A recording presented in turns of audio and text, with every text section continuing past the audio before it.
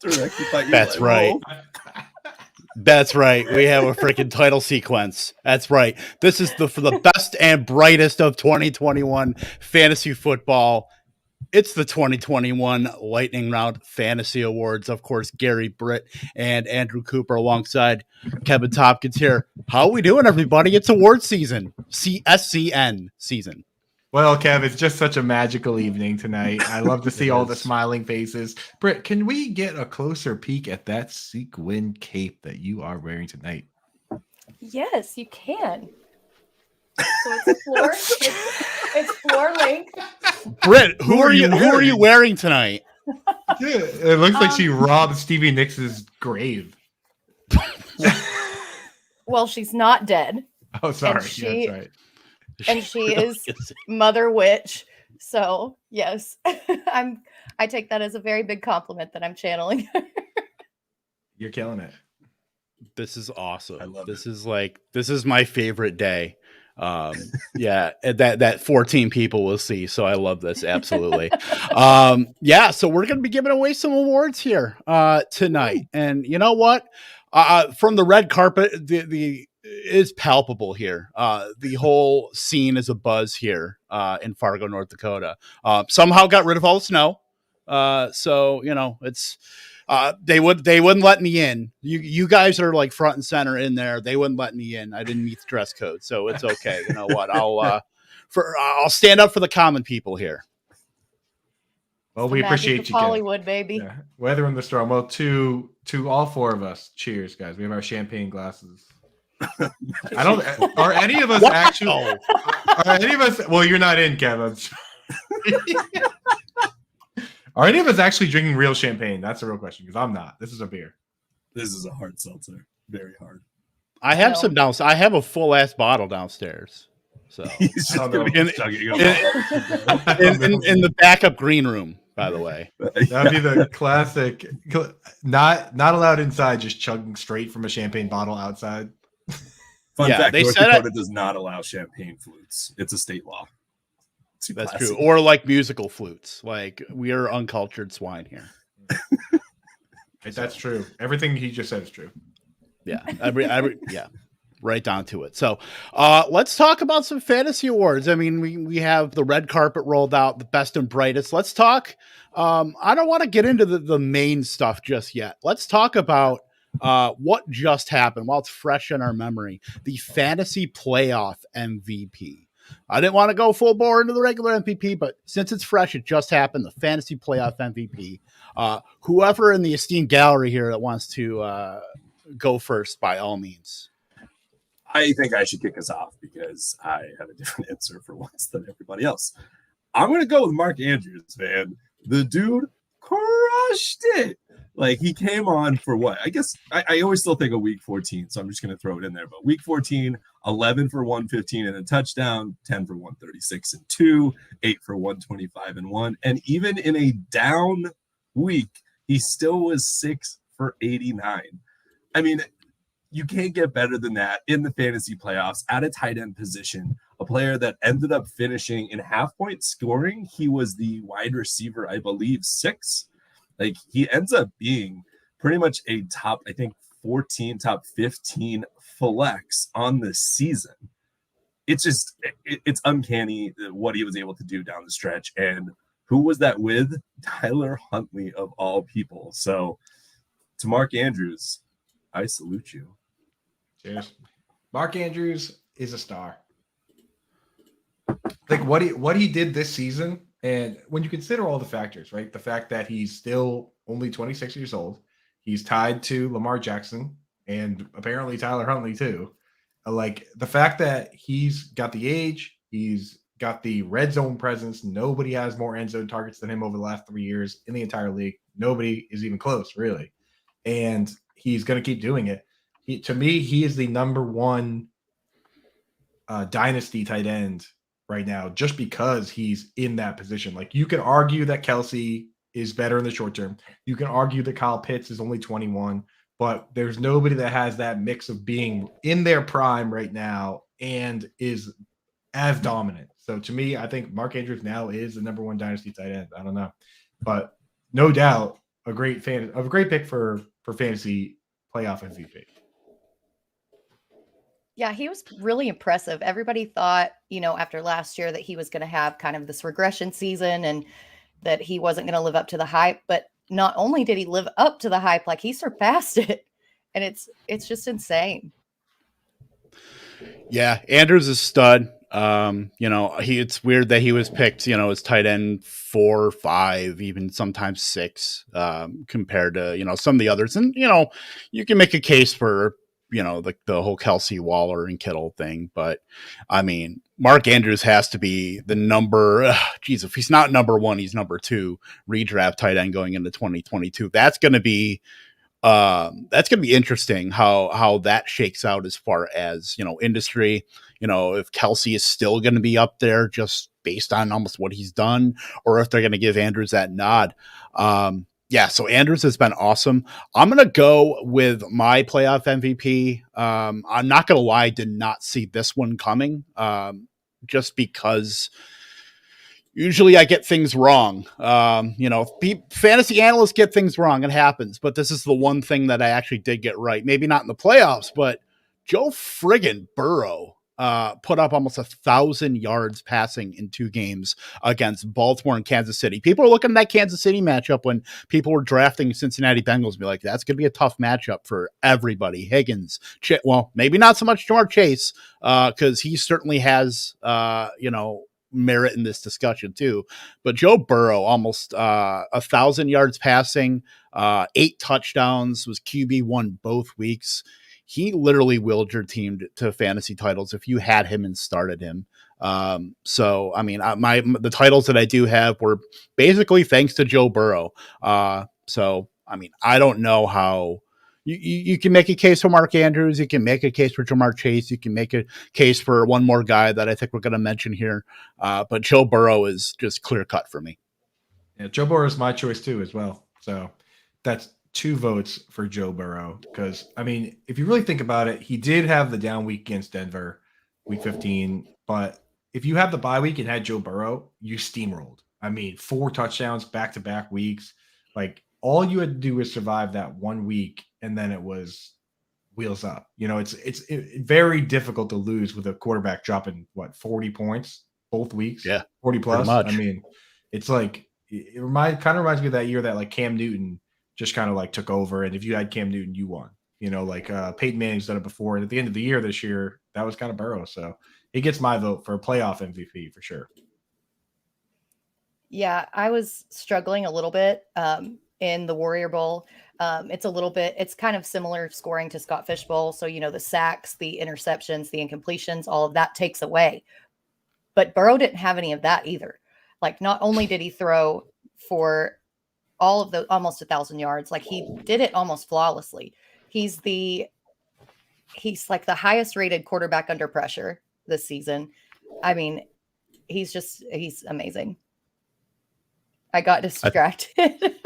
I think the ACL is healed also. Oh, yeah. Right. Crazy being the best quarterback under pressure when you are under pressure a lot.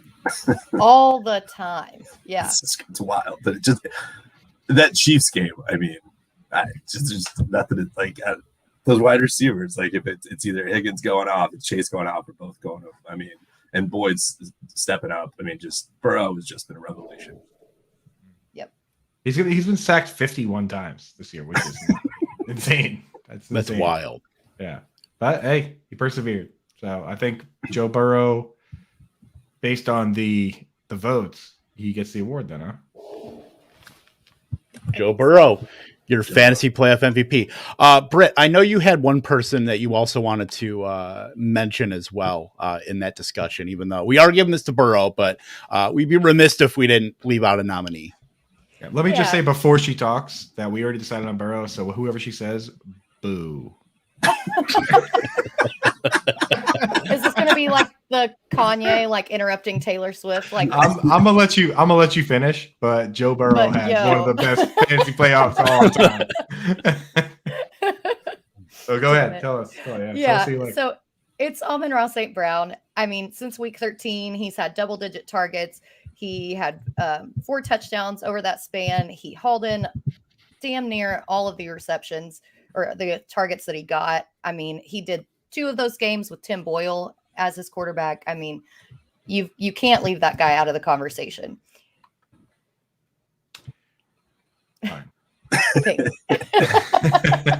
Sorry, I was reading the sheet and didn't even see that comment until I was finished. He gets bronze then.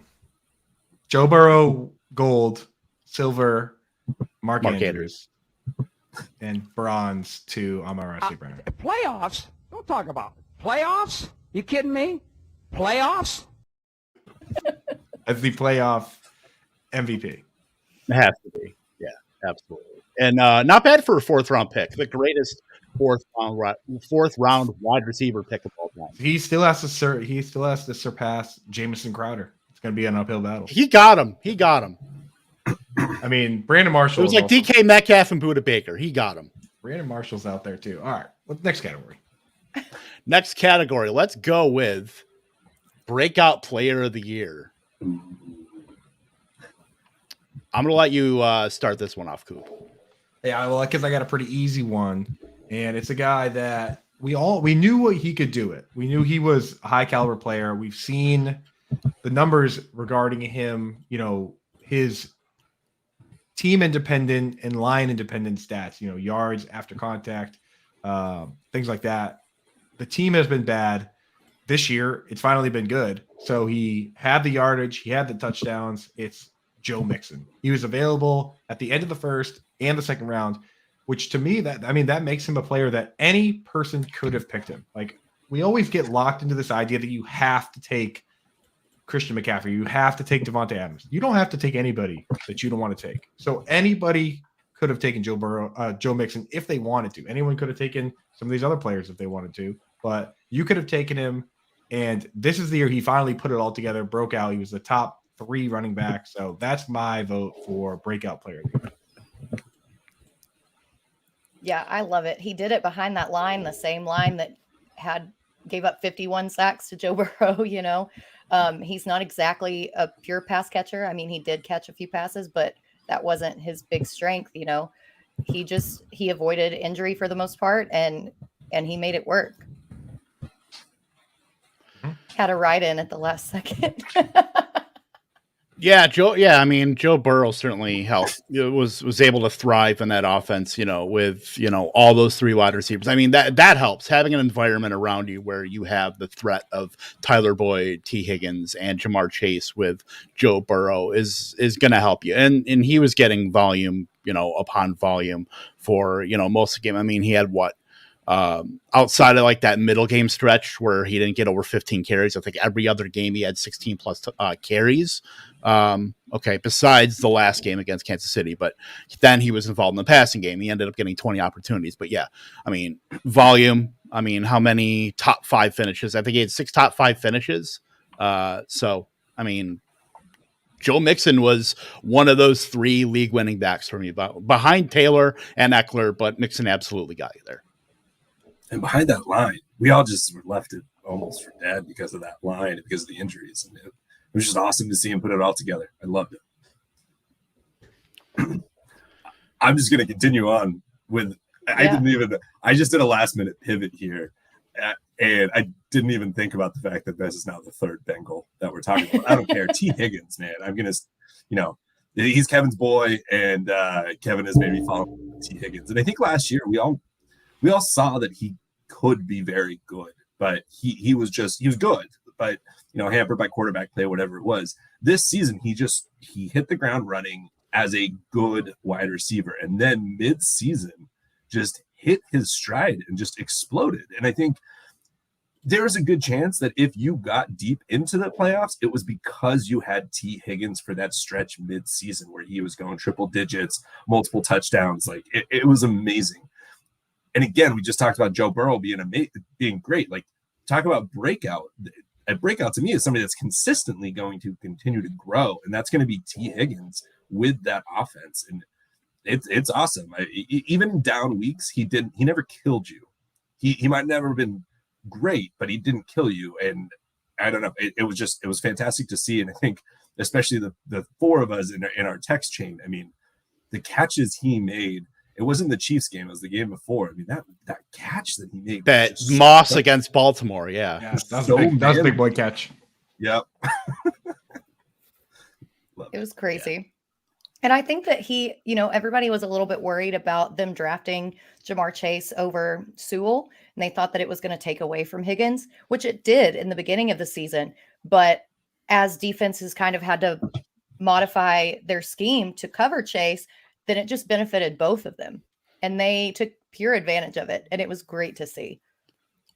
Yeah, it was pretty plain as day as far as, with all the attention that Chase was getting. I mean, producing right at the outset, that eventually defenses changed, defensive attention shifts. It was going to shift over to Chase, and it was going to leave somebody, whether it was going to be Higgins or Boyd. If you're looking for a downfield target outside of Chase, it was going to be T. Higgins. And yeah, I mean, the dude, he's going to be in the discussion for like a top, in that third, early fourth round mix. I mean, not too much of a change from last year. I mean, but I think the upside, the upside now. I mean, if you didn't know, now you know. So with Joe Burrow there, T. Higgins, Jamar Chase, it kind of left Tyler Boyd in the dust a little bit. He had a couple good games, but I think we know who this offense revolves around now, and it's these two.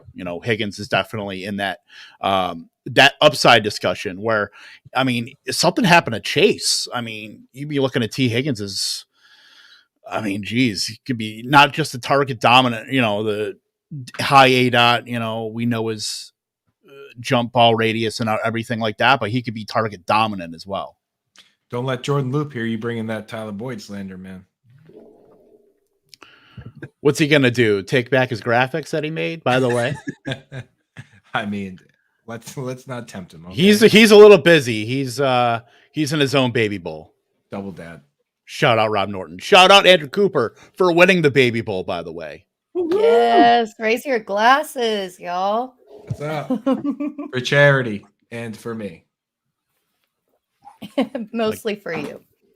Mostly, yeah. Couldn't have done it without me. Could have done it without Rob creating that tournament for me to dominate in. So thank you, Rob. Coop loves him some Coop to pull a TO. One of the more humble analysts out there. But anyway, hey, you wouldn't put your money up if you didn't think you could win. So you got to have at least a little confidence in yourself. Ain't that right, gang? I agree. It do be like that sometimes. So let's talk about the actual breakout player of the year.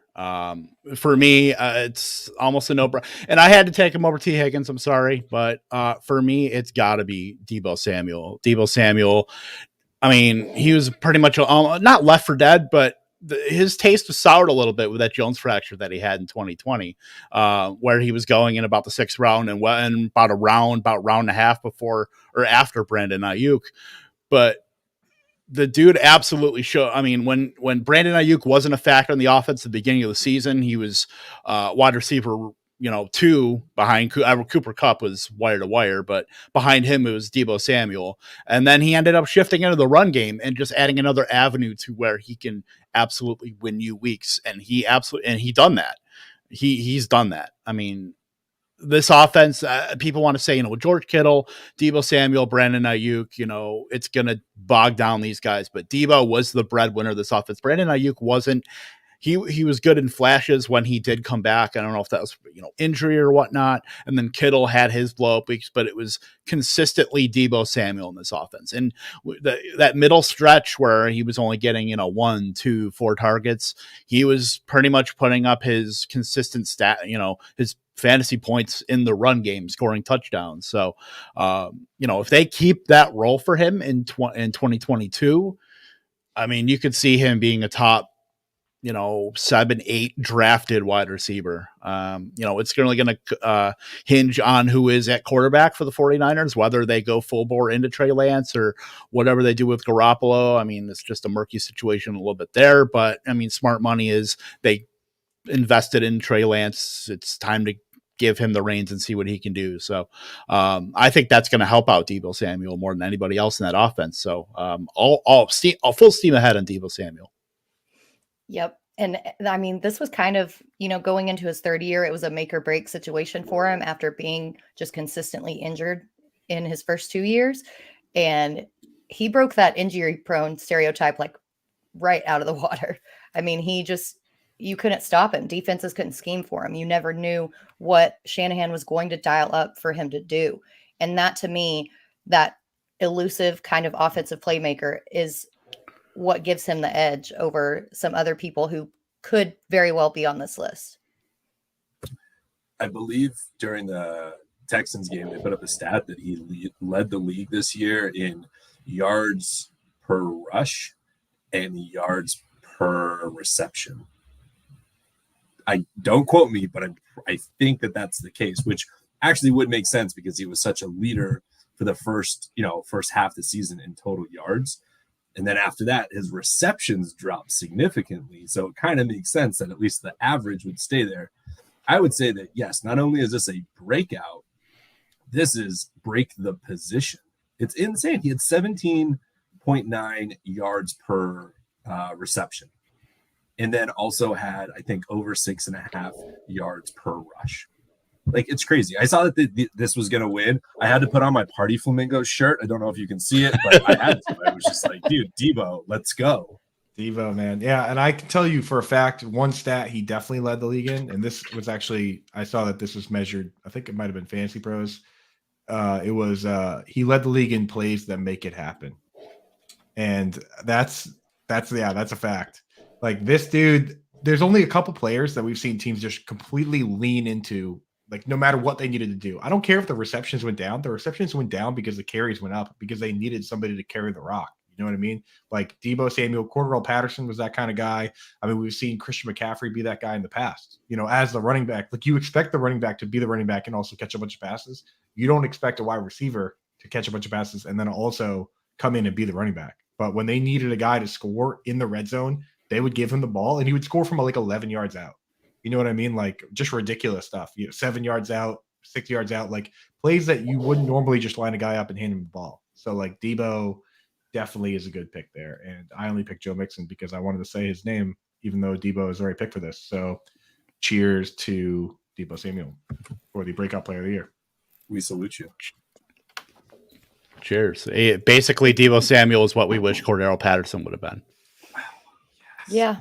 Cordarrelle Patterson is what we wish that Mike Davis would have been. Oh. Anywhere else is what Mike. Yeah, I'm not going to slander. Sorry, JB, I'm not going to slander Mike Davis. Not on this. Not on these airwaves. At least not yet. Not on this magical night. I'll slander him, yes. JB. Mike Davis. Mike Davis turned out to be exactly what Ronald Jones is. Okay, I'm getting word. We might get Joe Burrow in here for a exclusive interview. Hey, Joe. An exclusive? All right, he'll be up in a little while. I'll give you guys info. Anyway, I'm a moron. Let's go to our next category here: draft steal of the year. I mean, I guess that's pretty self-explanatory. I'm gonna lead this one off, and I think he has to be the winner here. I don't see how there's any other way that there could be any other answer for this. It's Cooper Kupp. Cooper Kupp was a 3rd, 4th round guy going about where Mike Evans went, where Chris Godwin went, Tyler Lockett, guys like that. And Cooper Kupp just absolutely broke wide receiver this year. I mean, he had one game under 92 receiving yards. He had only 2 games less than 10 targets. He had 5 double-digit touchdown games. He never finished a week less than wide receiver 40. 1 week. And then the next lowest after that was wide receiver 20. So freaking Cooper Kupp. Yeah, I can get my vote in pretty quickly that I only play some sort of PPR formats. I only play full PPR or half PPR. I don't play standard. I just don't play it. So in those formats, the number 1 flex player in both of them was Cooper Kupp. And you could get him in the 3rd or 4th round, like Kev said. Like, it's impossible for me to pick anybody else. Usually, the guy that finishes first is a running back that was picked somewhere in the 1st round, or for a couple of years there, maybe it was Antonio Brown, right? Beyond that, it doesn't happen. You know what I mean? So for Cooper Kupp to be picked in the 3rd or 4th round and be the number 1 player in both of the formats that I play, I don't know what else to say. He's my pick. Easy. Yeah. Yeah, I wanted to go with Cooper Cup, and then I started getting tricky with like my value to ADP situation. But I mean, you guys are right. It's Cooper Cup. I think he's going to be, I mean, on most of the teams who won championships this season, you got him for almost next to nothing. He was so much more durable than all of the other wide receivers in that range, not to mention the most productive. So it's kind of, yeah. Tell us who you were going to say. Well, I picked Jamar Chase Wrong. just because. Oh, whoa. Makes no sense at all. No, go ahead. Go ahead. Tell us who it was. Tell us who it was. No, God! I'm really getting tailored here. Damn. It was Jamar Chase. I was just thinking in terms of how many PPR points he ended up with relative to his ADP. I mean, he was in the 5th or 6th round. I think if you were looking for value and where he ended up, he kind of edges Cup out. But overall, I mean, Cup was the guy. Yeah, I just wanted to stir the pot. Jamar Chase is a good pick, and I'm sorry that we were so mean, but I also thought it was funny. So I mean, I don't get my feelings hurt. Well, for Britt, I mean, she did pivot, right away. So Got information, man. New shit has come to light. come to light. Well, okay. Also, I was the second person who did this show sheet, and I wasn't sure if we could do duplicate answers. So, I mean, now you're going behind the curtain. yeah. so long, fourth You don't wall. get to see how the sausage is made. Right. She was right. She was wrong. We all voted in. We all voted anonymously with the Goldman Sachs. They delivered the envelopes to us, and now we're reading them. So, Gary, Yes. Did you say golden socks? Golden Like socks. Observed by an auditor from KPMG. that's right. Yes, of course. The Why don't we official wanna say auditor one of the now? Fantasy Football Awards for the past 80 years. And Arthur Anderson took a look too. Olardi. Per Okay. usual, when these questions are asked, I always try to find the guy that's like deeper down.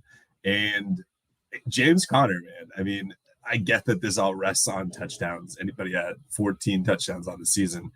That being said, he was going at the beginning of the 9th round, drafted as running back 35 on average, according to Fantasy Pros. And he finishes RB 7.5 PPR. I mean, that's just crazy. And we all, I'm the biggest person that did Honk. this, whatever. Like, I was so high on him and then super low. And then it slowly started to rise and rise. And like, I know that Britt's a huge Connor fan also. And it was awesome watching him play. It's the craziest thing that you have a running quarterback. You shouldn't be able to do what you did, but you still were able to do it. Granted, the yards weren't there. I mean, he only had 700 yards on the ground. So that's kind of like the weird part of it, but I don't care. It was just fun watching him. And if you're going to get somebody at the beginning of the 9th that finishes a top 10 running back, and they're not somebody that's just out of the blue, like we knew the talent he had, and he was splitting the fucking backfield, right? Like this wasn't just him. Like it was him and Kyler and Chase. That being said, it's still Cooper Cup. Yep. New information has come to light. I mean, the thing about Connor, he didn't have a 100-yard game. The only like receiving work that he ever had was when Chase Edmonds was out. So he was getting pretty much, almost 100% of the work as far as receiving and rushing. So, I mean, this is probably the guy that we're going to be talking about in 2022, whether, he's a free agent. We'll see what happens that they re-sign him or whatnot. But like touchdown regression, like that's your guy right there, more than likely. I mean, not too many touchdowns, Adam Thielen, James Conner. Yeah. But the thing is, like, he is a free agent, and there's so many teams who actually need running back help. And I mean, yeah, this draft class is stacked, but you don't often see those rookies go in and just like blow everybody out of the water. So I think he has a chance of getting traded to a good team and still having fantasy relevance next year too. But he's already on a good team. I mean, you know what I mean though, like one where he's not splitting, where he doesn't have to compete with the quarterback for runs and touches, that kind of thing. Yeah, just one of those awesome teams that needs a running back. Good luck in Denver, James Conner. Oh, Imagine don't that. do that to him. How dare? First of all, how dare you? Is the 2022 class now considered stacked? Yes. Interesting. I mean, there are teams like, I guess the Buccaneers, Fournette and Ronald Jones are going to be free agents. I mean, anyone could be the running back there. Melvin Gordon. What did Linda just say that for? Oh, because the Broncos. Don't. Yeah, The Broncos slander. well, of course. Linda, I'm sorry. Would it make you feel better? Would it make you feel better, Linda, if my green screen fell on me like it did on Fantasy Besties last year? The Broncos keep Melvin Gordon and also sign James Conner because they want a nice 1-2-3 punch. And then sign Aaron Rodgers on top of it just so you don't use any of them. Sure, why not? Yeah, that's All right, fine. what's Trade next? Portland. Yeah, let's What's go next? to the next. Host, yeah, Kev. Host this, Yeah. Kev. Would you? Let's go. We Let's go should with have it. brought some wrap-up music. Well, unfortunately, StreamYard doesn't let you put music like in like the background, or else I totally would have. But let's go to we'll wrap. This award is quick. Comeback Player of the Year. I'm sorry, Linda. It is not an attack. Not an attack. We love you. It's not an attack. Pretty It easy. might be an Comeback attack. player of the year is the guy that suffered a really devastating injury last year, a quarterback that we all here love, and that's Dak Prescott. And, and you know what? The ankle injury, the way that it broke, man, like such a brutal injury. And he was still banged up at the beginning of the season. He came back. He's had some monster games. They're going to the playoffs. I think that Dak Prescott deserves this more than anyone. And the reason that I pick him for this is that what happens with these Associated Press awards, this is a reality, is that guys are hesitant to vote for multiple players from the same team unless it's like a complete runaway. Right. So for me, I think that Jamar Chase is now going to be the rookie of the year. Like, even as a Patriots fan, Mac Jones has not separated himself the way Jamar Chase has. So I think people are going to vote for Jamar Chase. And then with an award like Comeback Player of the Year, where you can give it to anybody you want. You know what I mean? You could give it to Derwin James if you want. You know, you give it to Nick Bosa if you want. But I think that Dak Prescott is going to end up being that player. And for fantasy football, I think that he has been that player. He's come back. He's been great. So Dak Prescott's my pick. Yeah, and Yeah, I think with that, oh, sorry. Go ahead. Go. Well, I was going to say, I think that there's a certain aspect of Comeback Player of the Year. You have to have been there to come back to it. Whereas Burrow suffered his injury last year, and it was his rookie season. We still weren't sure what he could do. Dak had those games. He had led his team to playoffs. Like, he had proven himself as a valuable quarterback asset, and he's leading the team to the playoffs again this season. Like, we have a division title. We're most who knows what's going to happen in the playoffs? It's Dallas, but he's done that. He's been there, and Coop made me change my answer again. But I think that's an aspect I didn't even think about, Brett. That, like, to be the comeback player, you have to have kind of been at that level before. Because with Joe Burrow, Joe Burrow's never been. Wait, is Joe Burrow even been nominated yet? I don't even think that we should nominate him. But Yeah, Joe Burrow was actually my nominee. If you were going to nominate such a player at that caliber, like, he hasn't even ever been at this caliber he's at now. I mean, maybe it's like a rookie of the year thing where his, the way he fixed his knee is actually, he just made him better. So Britt makes a good point that, you got to kind of go with somebody who's been there before. So I think Dak's the easy answer. We can move on to the next category without even talking about Joe Burrow. I get really nervous that Dak Prescott is that person we all know that you're just like, dude, don't listen to what everybody's saying about you. I still think you're nice. Like, you're doing good. Don't listen to, what are you talking about?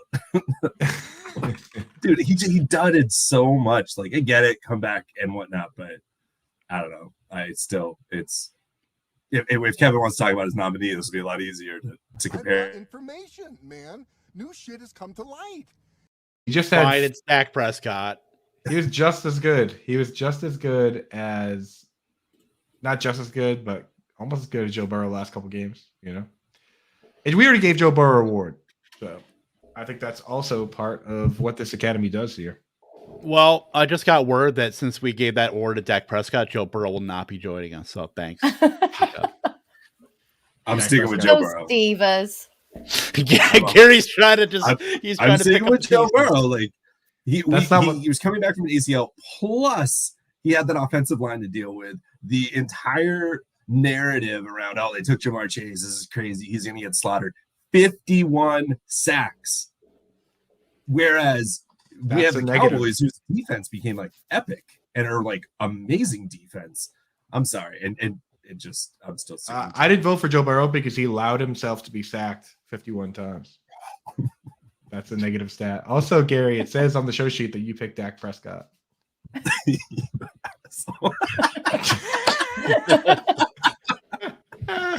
I didn't change Britt's. She changed it on her own. All right. Hey, cheers to Dak Prescott, comeback player of the year. Lightning round. Cheers.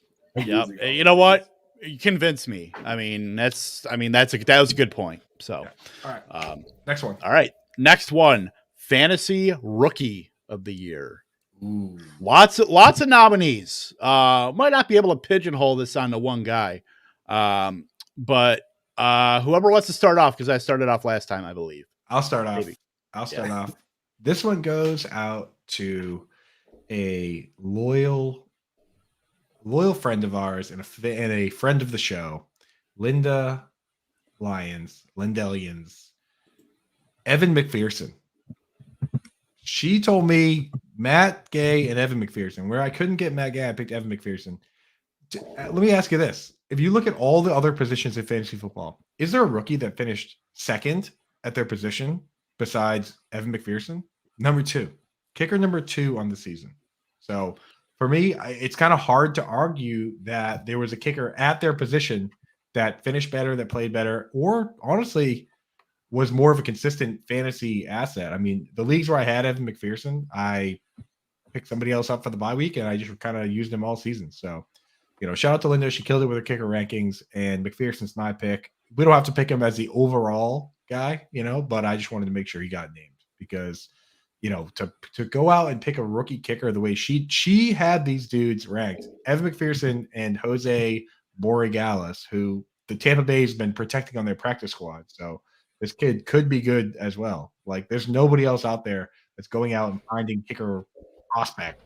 I don't think there's anybody thinking about it besides maybe like a handful of people that work in the NFL. So the fact that Linda picked this guy out, knew he'd be good, and he was the number 2 kicker, got to give him a shout out. So Evan McPherson is my fantasy rookie of the year. Shout I out. love it. Shout out. I don't know anything about kickers, so I'm just going to go with you here. All you got to know that he was number 2 overall as a rookie. So, but anyway, let's move on to the real award. Wow, you said all that nice stuff. Okay, it just ticked down to 1, so Linda logged off. Linda's gonna think that's funny though. All right, so Gary, you're up. I'm gonna let Britt take this one because I just pivoted to be the same as hers because it's who I wanted to take, and when we were filling in the show sheet, I like that. Duplicating. Yeah. Well, so Najee Harris, and this isn't, he wasn't necessarily the best at his position, like overall, but when you look at what he did and what he did it behind, I mean, he finished the season as the number 3 running back in full PPR scoring. He did this with Ben Roethlisberger at quarterback. He did this with an atrocious offensive line and basically no real other weapons. I mean, he was the workhorse. He took everything and still remained injury-free, still figured out how to put up points, still figured out how to get the Steelers wins somehow. Like, got a lot of people, this is going to be a sore subject, but got a lot of people fantasy championships. I was one of those who was victimized by it. Yeah, I was one of the people who was victimized by it. Kevin was. I mean, Najee won a lot of people their fantasy championships. So for me, that's why Najee has to be the fantasy rookie of the year. I completely agree. He doesn't He have almost to had be. 300. I mean, he doesn't. 300, almost 300 touches. Everything that Britt said, but in addition to that, an additional 70 catches. Like the fact that you can have a running back that gets 19 targets and 14 catches in a game is just it's amazing. And like at least going into this show, seeing what he did last night, or what day is it? Wednesday, 2 nights ago. I mean, even without that super long run, he was over 150 yards. I mean, it was just, he's awesome. And he is the future of the position. He is going to be a perennial top 5 every single year when we talk about running backs. And in a class where running back was down for rookies, he was exactly what we thought he would be. He is that tier above everybody else. It's awesome. I think he's a top 5 pick next year. At running back, if you want to be go running back 5 in a row potentially, but he's at least a top 5 running back pick. Yeah, I mean, these are fantasy football awards. I just want to say real quick that there's no substitute for snaps, there's no substitute for carries, there's no substitute for targets. You know what I mean? And so you have all that in fantasy football, you become so much more reliable than the other options. So for me, I like Najee as a pick there. Kev, what do you think? I guess we can give it to Najee. Let him have a little icing on top of the cake that is losing me. I think actually no, Gary. He lost his 2 weeks, so you were a little collateral damage in that. Yeah. So our shared dynasty. So that was 2 weeks that touchdown lost us. But anyway, I'm going with Jamar Chase. I know it's Najee's award, but I'd be remiss to not throw Jamar Chase in there, who scored 13 touchdowns this year, the only other rookie wide receiver to ever score as many or more touchdowns. Mr. Randy Moss, I don't know if you guys have heard of him, but he's pretty good, I heard. No, not so much, Coop. He played for like the Raiders, right? Yeah, and the Titans as well. Yeah, I guess, yeah. Niners, I think, too. My best Mariah, like, I don't know him. Yeah. He was fun. Yeah, dude's going to put up probably. He's going to end up with, if he has 71 more yards, he's going to have 1,500 receiving yards as well. I mean, he's wide receiver 5 in PPR. Jamar Chase is that dude. We've seen it. We saw it last week. This is like the biggest exclamation point you could probably put on your fantasy playoffs with Jamar Chase outside of Joe Burrow. If you had Burrow to Chase, it was just, where do I send the money to? So, yeah, Chase is that guy for me. But, Najee Harris will undoubtedly be a top 5 running back next season. I think it's Chase. I just don't want to be able to talk about him because I can talk better about Najee. I think that Chase is far and away, with the exception of the Denver game, he was amazing. And to do what he did coming in, the narrative, Najee came in and he was going to be top 10. He was going to be top 5. No question. Jamar Chase came in, something about like there's no white stripes on the ball and it was difficult to catch it. He was having drops. Like, what the hell is going on? You had no idea. And he came and he fucking smacked the NFL in the face. Wow! Everything since Randy Moss. Is that an official vote change, Gary? Yes, official. Put it in the doc. Wow! It's put in the doc. And since Gary dropped an F-bomb, I'm also going to vote for Jamar Chase. So he went. The second one I've already dropped. to Jamar Chase. Congratulations. Second boys club. Second place, silver goes to Evan McPherson. Third to Najee Harris. Good pick, Brett. All right, on to the next one. I should have brought the whole bottle in here to top off my glass if I would have known these shenanigans were going to go on. Dude, how many votes have been? I think there's been a vote changed in every category so far. Yeah, every single one. This is not like Survivor, where you can't. I mean, this is the wildest award show I've ever been a part of. Yeah, we gotta start rifling through these because it's almost 10. We need to do an honorary 10:30 on the honorary mention. Honorary mention. It's a Britt Flynn, Rookie of the Year. Britt Flynn, so yeah, Rookie of the Year, lightning round for sure. That's right. Absolutely, 100%. Let's go. Here's a category. Maybe we get to throw a little shade at some players. Most disappointing player in fantasy in 2021. Britt, I'm not going to accept your answer. It's slander, and it's not going to happen. I'm just kidding. It sucks. It sucks that I have to say it, but yeah. Do it. I'll go ahead and say Laviska Shenault. I was going to say JB Barry. For putting so much Mike Davis into our fantasy conferences. Yeah. Clip it. Most disappointing fantasy player, JB Barry. I mean, anybody that dressed that much Tevin Coleman and Mike Davis. JB did good. JB did good. He won a few. Did you see that back handspring he did? Amazing. Yeah. And he crushed it with his with the DFS flash this year. So he saved himself with the DFS flash. All right, Brett, who you got? Yeah, I have Laviska Shenault. I think I'm not the only one who was super high on him in the offseason.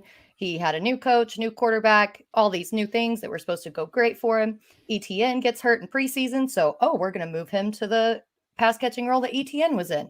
Like, nope. It just never happened. And everybody was so high on him, not only in ADP, but in expectations that, he became droppable not even halfway through the season. So it's a big, huge bummer. Yeah. That one hurt, man. That one hurt. I still like him in Dynasty. I think that if, new coach, new coordinator, he's built just like AJ Brown. You know what I mean? He's the same type of guy as AJ Brown, Deebo Samuel. Big, physical. He's like 225 pounds. He doesn't go down at all. He refused to go down, which that does lead to injury at times. But, it's like, I think that potentially if Trevor Lawrence figures it out, there's a lot of those guys that aren't going to be there. DJ Chark is a unrestricted free agent.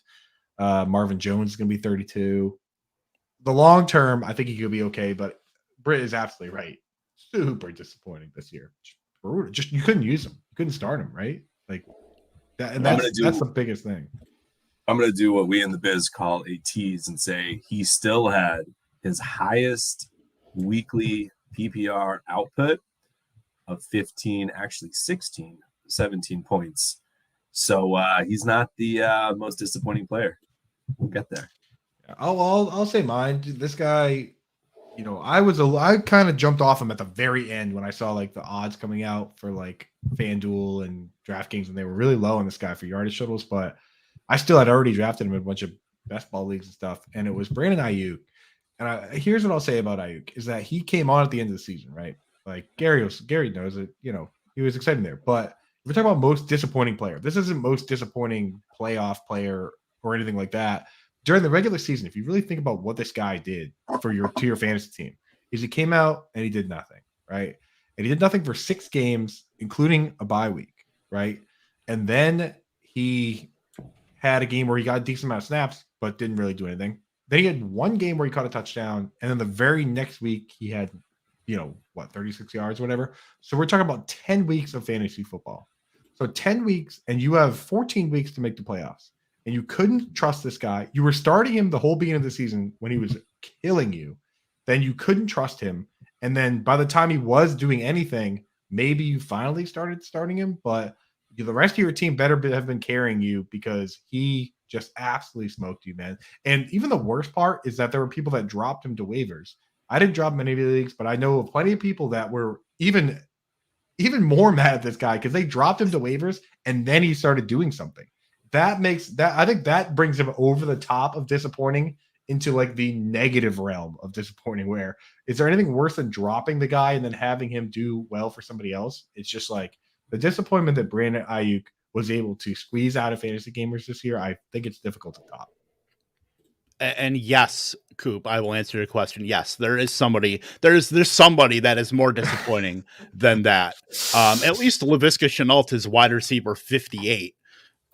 This guy is wide receiver 83, and you drafted him 3 rounds higher than Laviska Shenault. That's Allen Robinson. I don't know how there's an answer to that. He absolutely crippled. If you took him in the 3rd round, likely the beginning of the 3rd round, right around guys like Terry McLaurin and, Tyler Lockett and all these other guys. But yeah, Allen Robinson he had an 11 target game. That was his most productive game of the first half until the bye week. Oh, the entire season, I should say.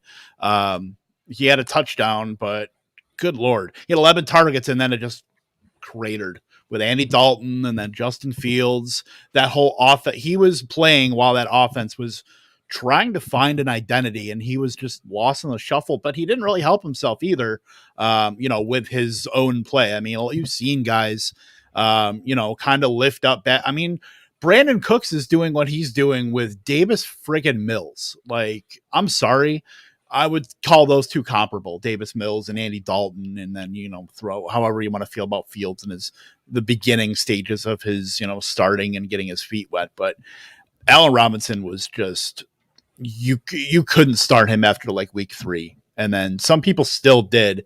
We were talking about Allen Robinson being quarterback proof.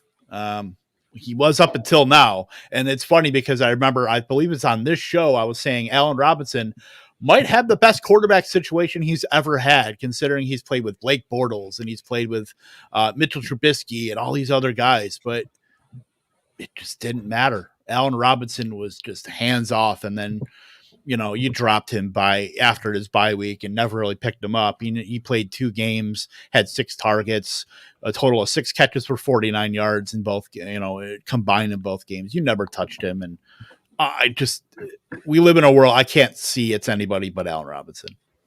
The most points he got in a single game was 10 in PPR leagues. 10. And he single-handedly got me to the bottom, the lowest, worst team in a league, and I dropped him, was able to claw my way back just to even get into playoffs, because you had to start him. You had to start him because every week was going to be the week. I hate him, and AR-15 was just like my boy. I loved him so much. He broke my heart. Yeah, proved that he was not quarterback proof. He gets my vote. I change my vote to Allen Robinson. Might be quarterback proof, just not coach proof. No, Bob, cut it out, Matt Nagy. You gone? Yeah, just a little bow on top of that. Cooper Kupp's worst game. He had 11 fantasy points. Obviously, his worst game is better than Allen Robinson's best game. Did you tweet that? It's amazing. You should tweet that. You should. I will. I think I might. That is a tweet. I can't wait to get 3 likes on that from all 3 of you. Stat that. Hashtag stat that. Absolutely. So let's get in. Let's pick up the pace here. We did give up some awards before the show. If you tuned in to our lightning round fantasy awards pre-show, our waiver wire pickup of the year was Cordero Patterson. So cheers to Cordero Patterson. Yeah, that was a good pre-show debate that we had. Yeah, that did happen. I mean, all right. Yeah, we got to talk with a lot of guys. Peter Schrager. We got to talk to Mina Kimes. There's a lot. It's star-studded. I mean, they come out for the lightning round, the first annual lightning round fantasy football awards. I mean, who wouldn't? Tom Hanks. Yeah, he did say thanks. Tom Hanks. T. Hanks. Yeah, he had a typewriter. Helped us write up the show sheet with it. He did, and Colin was there too. Colin Hanks. Yeah. 100%. Colin was there. Yeah, Chad Hanks was here. He did the little white boy summer thing he did a little white boy winter for us, like white boy Christmas. He's saying it's gonna be a white boy Christmas, which is his new Christmas song. So that was really terrible. So, but on to our final categories, right, Kev? Is it time? We have one more pre-show category. His biggest fantasy playoff letdown. This is a 4-way split here. Tyreek Hill, Cordero Patterson, Antonio Brown, and Dawson Knox are both. We don't have a name for the award. We might have to do that next year. The name for the award is. How many of those players scored 0 points in the championship? He's a tight end. Don't play him. Yeah, definitely don't play him. Don't play him ever again. Hindsight is 2020. I wish people had that advice a little bit before. I was telling you guys. Dawson Knox put out 2 targets? Nothing? Dude, there are clips. I told you. I said many times. I said Dawson Knox is going to pull your pants down in front of your friends and family. I remember you saying he pulled their pants down. I do remember that. I told you that was going to happen. This is true. You were right. It do be like that. So let's get to the last 2 categories here. Fantasy least valuable player before we get into the MVP. So I will let you guys have this one as far as who wants to go first. I'll just throw mine out there because mine's Allen Robinson. You broke my heart. Can we not vote for Allen Robinson again? I'm sorry. Like I'm done with you. Yeah, I'll go. Yeah. Oh, go for it. Go ahead, Brett. I'm just trying to think. Like, there's so many guys that like you took really high and were just brutal, like Darren Waller and Allen Robinson. So I think with those type guys, it boils down to who did you leave in your lineup for the longest? Like I left Allen Robinson in my lineup for too long, and that is where the real pain comes from because a guy like Christian McCaffrey, or say that's a guy like, Cam Akers. Like Cam Akers didn't hurt you as bad as Allen Robinson did because Cam Akers got hurt and then you started someone of replacement level in your lineup. Like Allen Robinson, you were starting for a long time. And as we just talked about, he never got you 10 points one time. So some of these guys can do real negative damage, Oh, for sure. I definitely see that. But I mean, kind of going off what you said, that's why I picked DeAndre Swift, because you couldn't put him on IR because they never put him on IR. They said that he was day to day, week to week. So every week, you had that hope that he was going to play. So you weren't necessarily going out to pick somebody up to replace him. And then a day before the game, like, oh, he's not going to play. He missed the entire month of December. Like, I know. And this sucks. I think that I'm probably too close to the situation because I was personally victimized by Swift, but he missed the entire month of December. And then when he came back, the whole BS about him having a full workload, he's a full go, blah, blah, blah, blah, blah. And he gets 4 carries. I mean, that's right. Disappointing to me, to be disappointing down the stretch like that. And in on sites like Yahoo, he created such a hassle for you because he would become out and you could move him to your IR spot. But then every Monday after the games, since he wasn't on IR, he'd become questionable again. And then you had to drop someone. So if you wanted to make any waiver moves, you had to drop someone, move him out of the IR spot, and then drop someone else to make your waiver move. It really detracted you from making the waiver moves you needed to make to win these leagues because you needed to drop 2 players to keep him on your lineup and pick a player up. So I do sympathize with Britt from that standpoint that Swift was a huge pain in the ass for that reason. Well, and in leagues where you don't play with Fab. Go do what? Out of 11 weeks, he could have won you 4 or 5. That's Well, and that whole month of December, when you're counting on your waiver priority in leagues that don't use Fab, I mean, if you were putting him on IR and then picking somebody up and then you went through that whole thing, like Coop said, then you were losing your waiver priority, like for the entire month of December. It was just, he affected you in so many negative ways and it sucks. Well, you know who else sucked? It was Darren Waller. He led everybody on in week. The dude had 19 targets in week 1. He had his by far his best game of the season. Tight end, he used tight end 4 that week. Sorry, that was actually PPR. In PPR, I mean, tight end 2. But still, that dude led you on. And you're like, all right, it's like full on Darren Waller season. Let's like just saddle up. You're awesome. Nope. I mean, he scored 1 other touchdown of the season. He was just middling, never showed really any of that, target dominant ways. He had another game of 11 targets. He had 7 for 116 against the Bengals in week 11, but he hasn't played since week 12. I mean, you likely drafted him at the end of the first, or the beginning to mid of the second, and never really he was just a giant pitfall. He was a landmine, basically. When the answers at tight end were Mark Andrews, Travis Kelce, and fill in the blanks of whoever. Right. So now, because Darren Waller falls in the same category as Swift, in terms of you had to keep continuously moving him in and out of your IR spot, I think that Gary makes a good point that Swift did at least come out and win you some matchups, whereas Waller did not. And Waller was a 2nd round pick. So since I'm the swing vote here, I forget who I haven't said. Since I'm the swing vote here, I don't think I said anyone. So I'll pick Darren Waller. I think Waller was in the same spot as Swift in terms of forcing you to carry him all season and doing all the IR maneuvers you had to do. But he also didn't have the big weeks that Swift did, right? I think that's the differentiator there. Both of them were just a real pain in the ass, but I think that Waller just really didn't live up to what he was supposed to be. What do you guys think? Should we give it to Waller? Yeah, I could deal with giving it to Waller. And I wrote an article on why I was not drafting Swift at the beginning of the season, so I would love for it to be Swift, but I think that Waller didn't win you any weeks. I think Waller was drafted For maybe before week Swift. 1. Waller was certainly going before Swift, and he definitely won you week 1.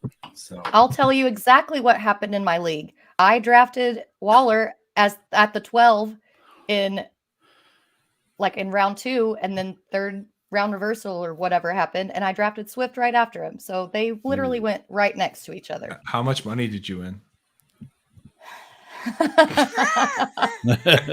That's funny. All right. $0 American dollars. Yeah. Right. Are we doing? We're. It's coming up on midnight here. It's the MVP. Let's the Canary Islands where I'm broadcasting from. The Galapagos Islands. Yeah, fantasy MVP for me, Jonathan Taylor.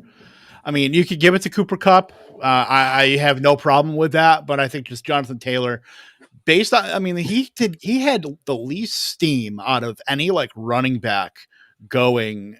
You know, he was dipping in the second round for whatever the hell reason. Yeah. You know, but all he did was he had 3 games after week 4 of less than 20 fantasy points. 3 games. That's it. Like, I was gonna vote for I was gonna vote for Cooper Kupp, but just based on what Gary just put on his head, I'm now deferring all my votes to Gary. No, I don't want to take away from what Kevin said. The only thing that Kevin needed to say a little bit better was all that Jonathan Taylor does is win. He win no matter what. There it is, man. I mean, we already gave Cooper Kupp an award too. Cooper Kupp was awesome, but Jonathan Taylor was an absolute animal. And I mean, if you look at all 3 formats, which I don't play standard, if I did, all 3 formats, Jonathan Taylor was the best. He was right up there with Cooper Kupp in PPR and half PPR, and in standard he was better. So I'm willing to give it to Jonathan Taylor. I don't know, Britt. What do you think? Are we giving up on Cooper Kupp here, letting the Jonathan Taylor folks take it over, or what do you think? Well, had I known that Gary was going to bust out a crown, I would have brought mine out of its case. But you have one too? Yeah, it's the Miss Arkansas crown. Not like the Miss Arkansas, but a prelim. But yeah, I'm kind of bummed that I didn't bring it out. Kevin's polite fight. I know, right? He's like, you guys want to talk about crowns? I've been looking. I don't have one. Like, do I have some sort of crown? I'm sorry. Jonathan Taylor's future is so bright. You gotta wear shades. Oh, dude. Now we're at the point in the award show where everybody starts feeling real good. Fantasy Wife of the Year, just have to say, is Teresa Haddo, because I forgot that I had that. Well, this is sitting on top of my Scott Fishbowl trophy. I busted out old episode props. Dude, this episode, Jonathan Taylor really fantasy is the best day ever. Jonathan Taylor was the light of my life this year. Just clip all of it. Clip all of it. I have a cup for Cooper Kupp, I guess. I guess. I got a cup for Cooper Kupp as well. I don't have any props in here. All right. Gary's shut it down. Yeah. Go buy some Hot Box too. I gotta go to bed. From Bo. Yes. Bo McBig Time. Buy some Hot Box. What's his Twitter handle for the Hot? I've used everything. No, the Bo McBig Time. That's his. For the Hot Box. The Hot Box, yeah. I think it's Hot Box something. Somebody pull that up. I got the full pack of everything, and I've used everything except for one of the hot rubs. And that's just because my girlfriend doesn't like spicy stuff. But I've already used half of it myself. So definitely check that out. It's a Hot Box batch. Hot Box batch. Add Hot Box batch. Yeah, it's awesome. I got a hat over there too, but yeah, that's my go-to for like when Aaron makes enchiladas. That goes in. I mean, that's just standard at this point. I'm on my third bottle right now, so yeah, absolutely 100%. Bo's awesome. The sauce is awesome. And there's rubs and stuff on there too. So not a sponsor, but maybe one day. Yeah, but if there's a way to like enter like lightning round on there, you know, just do it. Just do it anyway, just so he knows that you shouted him out. Absolutely. All right. We know Coop in the Galapagos Islands. Oh my God, I'm gonna have a seizure. It's the middle of the night. Coop in the Galapagos Islands is they're starting to shut everything down there. So He's go faster too. Somehow it's still daylight here. You know, here on the red carpet. That guy's been kneeling for like an hour and 5 minutes. I don't know how he does it, but has quads like AJ Dillon. It's he part does. of the game, dog. Isn't that AJ Dillon? Okay, are you trying to give me a seizure? Sorry. God damn it. Not All right, again. we're getting out of here. We are getting out of here. Thank you for joining us, by the way, for the Fantasy Awards here on Lightning Round. We'll be taking a little break. We'll be taking about a month off here to recharge your batteries. We're going to be back leaner and meaner. Well, maybe me. I mean, I might lose some weight. Who knows? I lost my beard, so, I mean, anything can happen. But it looks nice. And you didn't notice, Gary. What the hell? Oh, I noticed the first thing when you came on screen, when we started going, and I was like, I can't interrupt with you. You didn't want anybody to confuse you with Cooper Kupp here at the award show. Considering how similar you guys looked with the beards.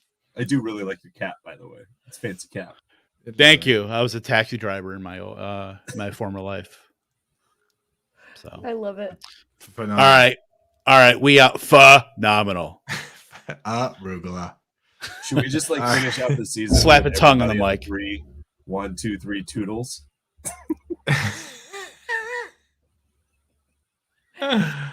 There it is. And the official Kevin Tompkins has toodles. He's toodled my his God. last suit. Oh my God, for the love of God. So yeah, we're gonna get out of here. Of course, we're gonna be around on Twitter. I would say probably a month or so. We will make sure that we get out when we are coming back on the airwaves.